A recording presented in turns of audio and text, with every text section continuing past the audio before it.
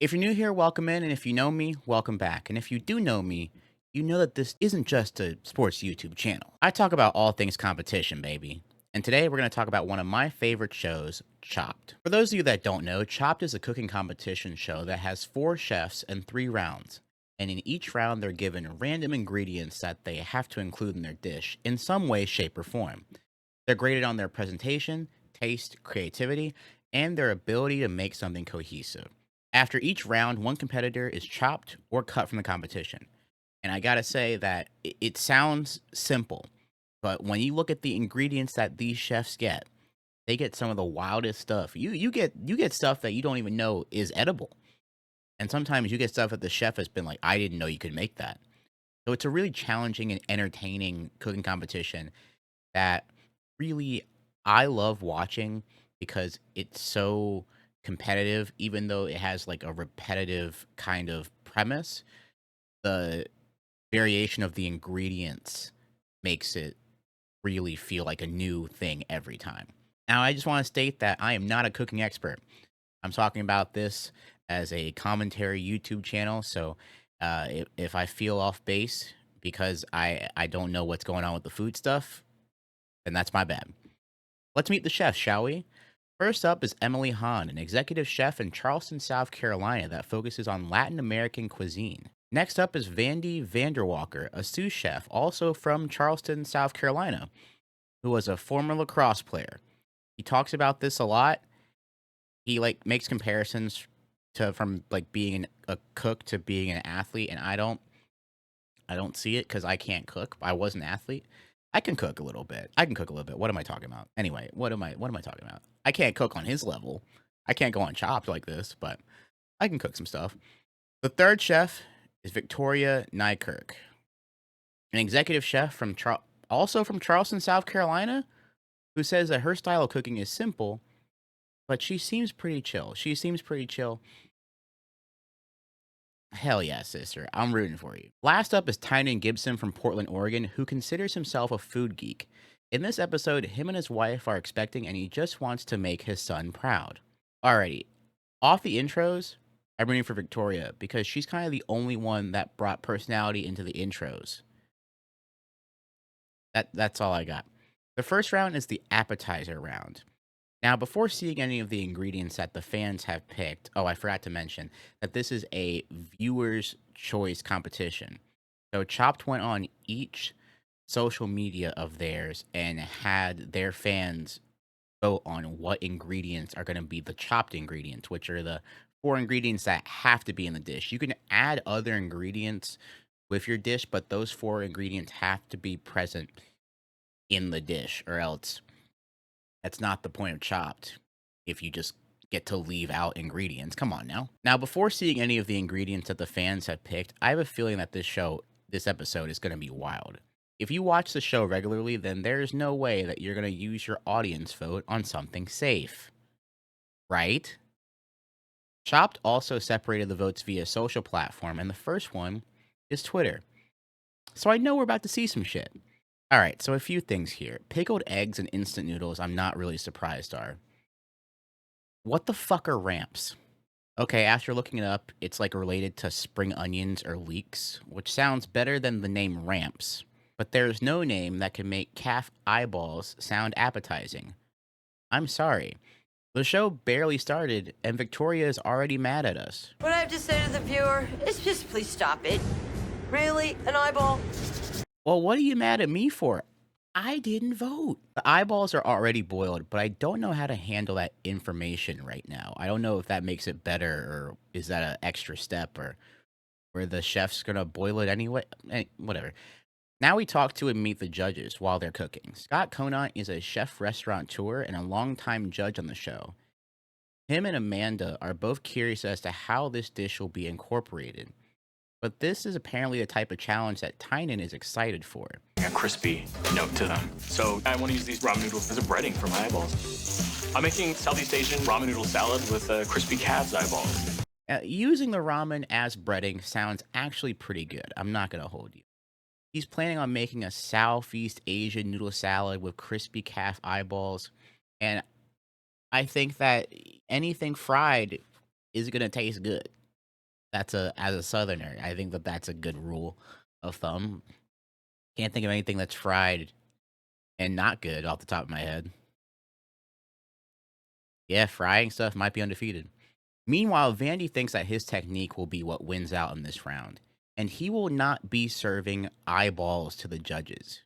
He specifically states he's like, I'm not doing that shit. I'm sorry. So he'll be making calf eyeball and ramp ramen. And now, for the reason that I decided to start my Chopped series with this episode. I've been cooking next to my ex-girlfriend, Emily Hahn. Yeah, dated for about a year. Imagine going to a game show, a cooking show, game show, and finding out that your ex-girlfriend is here and the ingredients are random.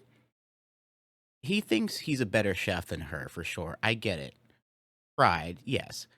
But it's clear to listen and see here that Vandy and Emily have different perspectives on their relationship and how it went. I think I am the better chef than Emily. I got this. What drew me to Vandy immediately was we challenged each other. Who's a better cook? What have you done? That led to a happy dating life for a little while. Okay, love a little fun, flirty competition in a relationship. Or ex-relationship, sorry. Emily is making ramen with a spring vegetable salad. Victoria is zagging a little bit and making deviled eggs with crispy calf eyeballs. So we have Tynan and Victoria making crispy eyeballs here, so I'm going to keep an eye on that. And eyeball... Oh my god, I'm so sorry. I'm so sorry to the editor, bro. I'm so sorry. You are forgiven. We finally get to hear from our last judge, Alex Guarnaschelin. I hope I'm pronouncing that right. If not, I'm so sorry. Guarnaschelli. But we really don't have time to focus on that because poor Victoria dropped her egg yolks on the floor. Oh, dude, we were rooting for you. We were rooting for you, man. I wouldn't be as nervous for her if she wasn't making deviled eggs. That's like the most important part of deviled eggs, bro. You cannot have the deviled eggs without the eggs. Can't do that. Oh, dude, she's so cooked, bro. This is what I'm going to coin as the chopped pivot, a time where a chopped chef has to make an adjustment last minute. Now, I also want to say that these mess ups and mistakes are not an indictment on the person's cooking skills. These people are having to make a whole new dish with tough ingredients in only 20 minutes of time. It's amazing how they get to complete that dish plus plating all in that time frame. Rooting for Victoria is also increasingly getting harder because she dropped the egg yolks with 3 minutes left on the clock. Oh my goodness, dude. Her plan B is to stuff the eggs with the calf eyeball, which isn't the worst pivot, but deviled eggs sounds way better to me, man.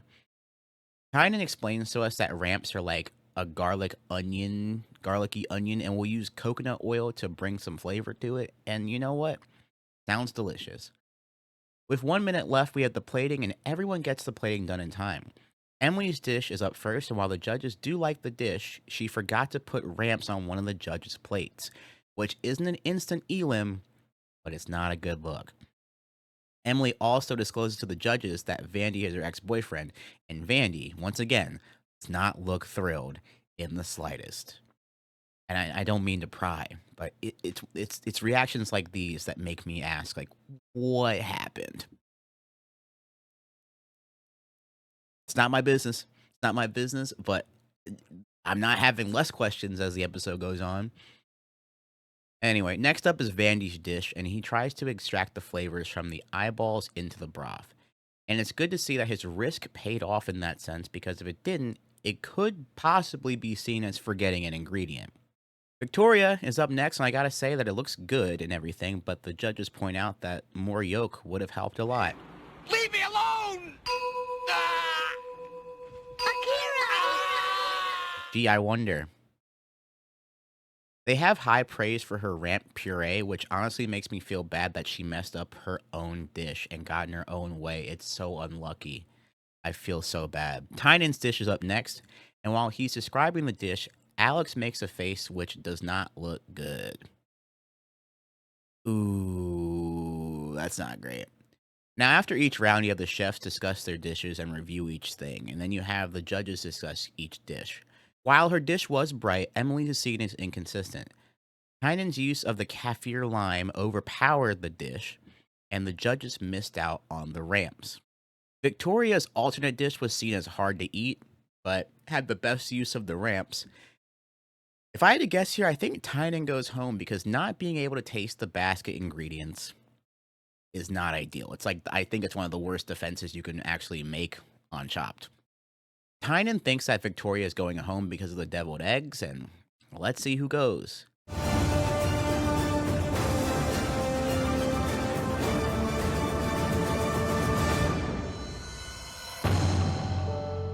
Chef Victoria, you've been chopped. No! No! The judges cite the missing yolk, which makes this so sad. And Victoria, you are a winner in my book, man. You're a winner in my book, dog. The next round's ingredients are from Facebook. We have beef tongue, chimichurri sauce, shiitake mushrooms, and boxed mac and cheese. I gotta say, Facebook, man, y'all so lame for that. We could have had crazier ingredients. Those are pretty safe. The calf eyeballs are currently winning the craziest ingredient award so far. And since it's an entree course, this time they have 30 minutes. Even the judges are happy that the basket is tame this time. Ask for beef tongue and they're doing it. I actually want to thank the viewers. I like this basket. And I've never had beef tongue in my life, but I'm intrigued. Vandy decides to make grilled beef tongue with a pasta grenobloise, Grenobloise. and Tynan is going to turn boxed mac and cheese into a dumpling, which I didn't know was something that you could even do. Emily is concerned about the boxed mac and cheese because she made a pasta in the first round, which is something that any food show would keep track of. If you keep showing the chefs that you're one-dimensional or playing it safe, that could also make you vulnerable. Emily's going to make a breaded beef tongue with a mushroom salad. She also understands that Vandy is locked in, and once again states that she really wants to beat him, but she's so distracted by that she doesn't realize that one of her pans is on fire. And she tries to blow on it. Now, I'm not a trained chef. But that sounds like not something.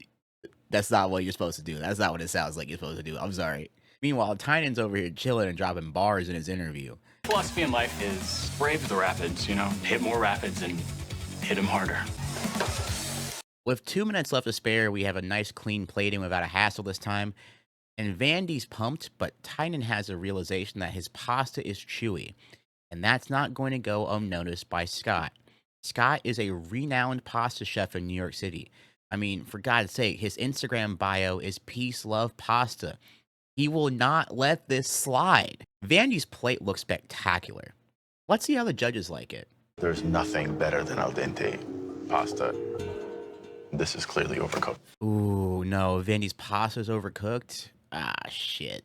Now, Vandy's reasoning for wanting to win this competition is that he's blind in one eye from a cooking accident, that he needs money for the surgery, which, fair. Tynan's pasta while taking a big risk, and while the sauce is delicious, the pasta is undercooked, which, oh boy.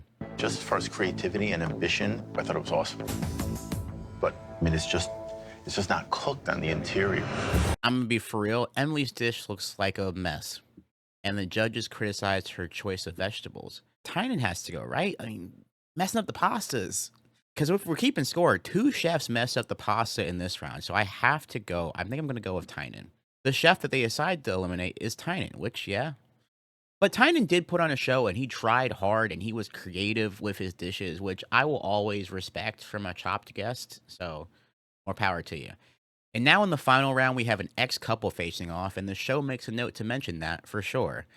And Vandy has kept up the snark towards her the entire show. Yeah, this is the first time we've ever had an ex-couple facing off. Does knowing your opponent well give you a strategic advantage? I think it'll be fun. Vandy, what do you think? For once, I have to agree with her. This last basket was picked by Instagram. It's the dessert food round, and they chose pigskin, baby food, margarita pizza, and an ostrich egg. I want to reiterate that this is a dessert round, by the way, again. Emily is making an apricot and apple cake with pig crackling crumble, which, you know what? Doesn't sound that bad, honestly. He also has some inside info on Vander. Vandy's weakness is dessert, so I have a really good chance of taking him out. This was the funniest way that I could find out that Vandy does not make desserts well. Historically doesn't make desserts well. While Vandy is making a pork fat and ostrich egg cake with sweet tomato soup. I'm just going to say right here that that doesn't sound as good. Maybe I just haven't had sweet tomato soup in my life, but that doesn't sound desserty. Anyway, the judges note that Vandy has already made a no-no in a kitchen, but I don't think it's that bad. Vandy just poured his egg whites into the machine without separating out any of the tools, the whisk, the paddle, they're all in there. Now we finally get to learn about Vandy and Emily. Vandy and I dated for 2 years and have been great friends ever since. Oh man, that's pretty nice. What do you think, Vandy? Emily and I dated for about a year until I couldn't take it anymore. God damn, that was kind of brutal. In addition to this is the most unconfident I've seen from Vandy today. And with 2 minutes to go, the judges noticed that as well. This is the first time that I've seen Vandy look sort of dissatisfied with what he's made. I'm nervous. They might be a little overcooked. Emily's cakes aren't really starting to cook all the way through, but we get a clean plating. What we're not getting is a clean exchange.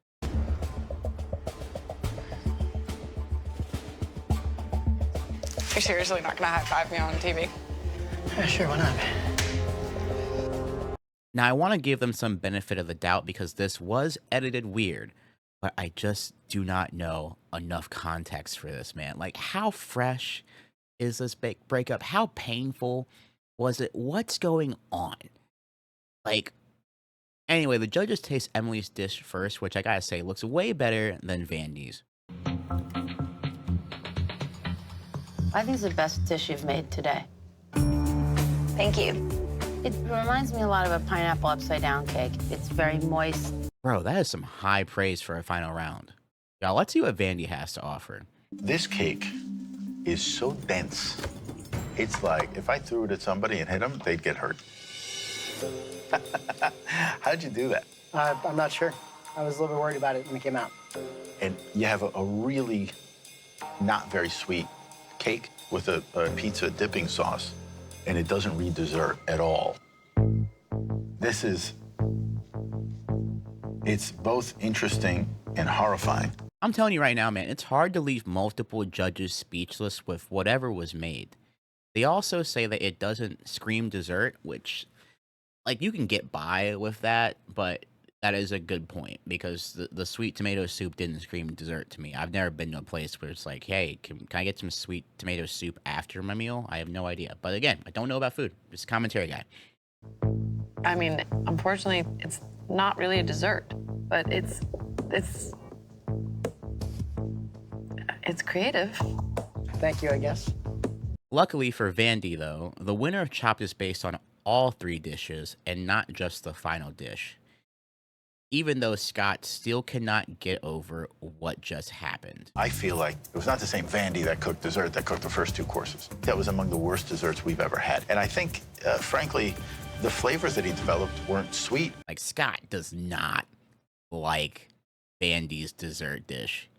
He oh my goodness, I do have no idea who's going to win here. I think that Vandy might have the edge here of how good his first 2 rounds are, but that's all I got.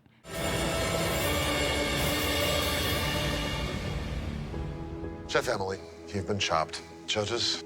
All right, so the judges decide to chop Emily here, and Vandy is your winner. And I think that the judges here got it right. I do think, even though his dessert was apparently shit, I think that his first 2 dishes were so strong, and Emily didn't play it safe for the first 2 rounds, but I think she played it safer than Tynan and Vandy. All I know is that I just wish that Victoria didn't drop those deviled eggs, man. Leave me alone!